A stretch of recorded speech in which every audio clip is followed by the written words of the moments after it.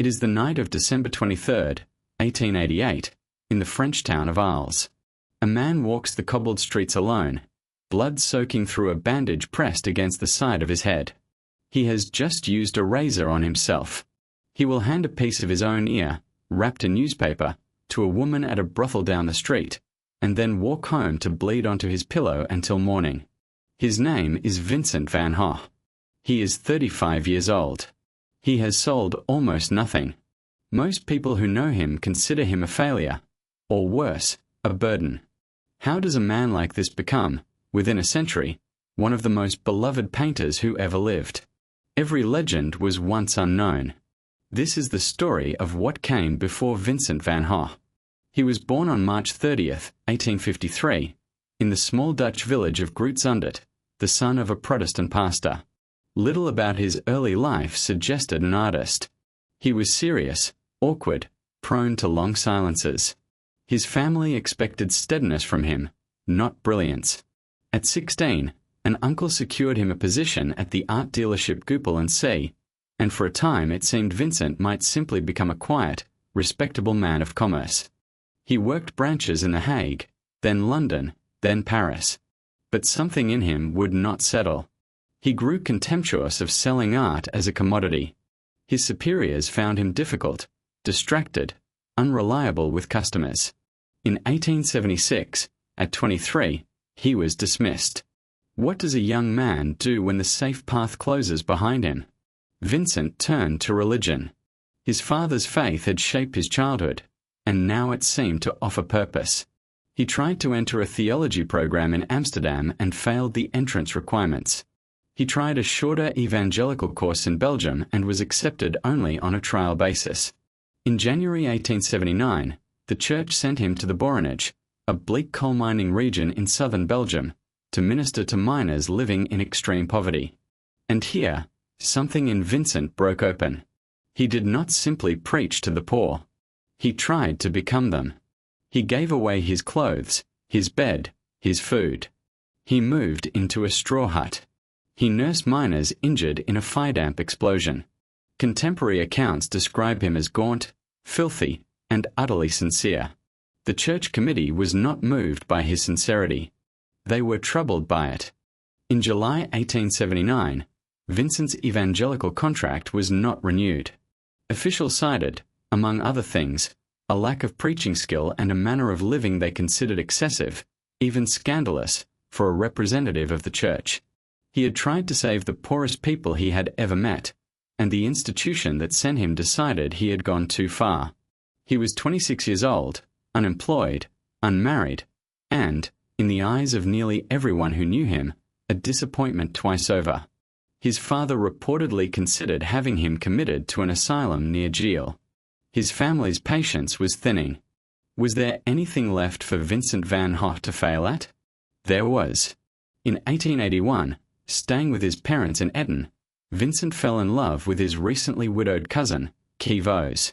She rejected him plainly and repeatedly.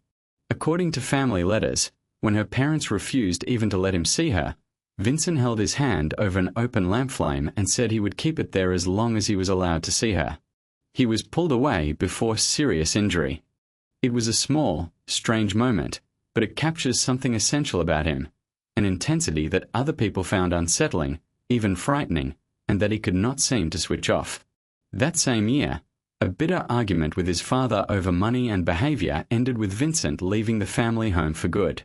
By 1880, at 27 years old, with no career, no fiancée, and a family that had largely given up on him, Vincent van Gogh decided to become a painter. He had almost no formal training. What he had was his brother. Theo van Gogh, 4 years younger, worked as an art dealer in Paris, and from this point forward he became the single fact that made Vincent's life as an artist possible.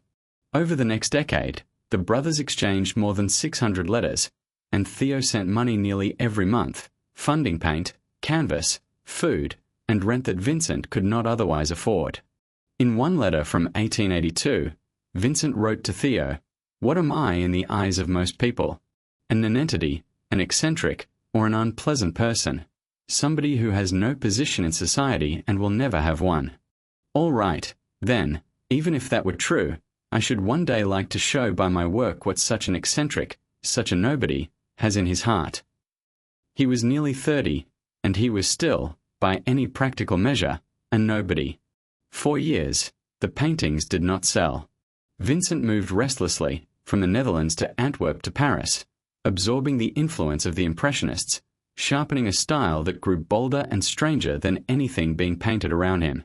In February 1888, seeking clearer light and cheaper living, he moved south to the town of Arles. He rented 4 rooms in a building he painted yellow, and he dreamed of founding an artists' colony there, a studio of the South. He invited Paul Gauguin to join him. Gauguin arrived that October. The two men clashed almost immediately, their temperaments and artistic philosophies pulling in opposite directions. By late December, the tension in that small yellow house had become unbearable. On the evening of December 23rd, following a heated argument, Vincent suffered a severe psychotic episode. He took a razor to his own left ear. Gauguin left Arles the next day, and the two men never saw each other again. What happens to a man once his own mind turns against him? Vincent spent time recovering in the Arles hospital, then, in May 1889, voluntarily admitted himself to the asylum of Saint-Paul-de-Mausole in nearby Saint-Remy-de-Provence. He would remain there for a year, cycling through periods of calm and devastating relapse. And it was inside that asylum, from the barred window of his room, that he painted the Starry Night in June of 1889, one of the most recognized images in the history of art. He created it not at the height of success, but in confinement, uncertain if his mind would hold. In the final 2 years of his life, something extraordinary happened.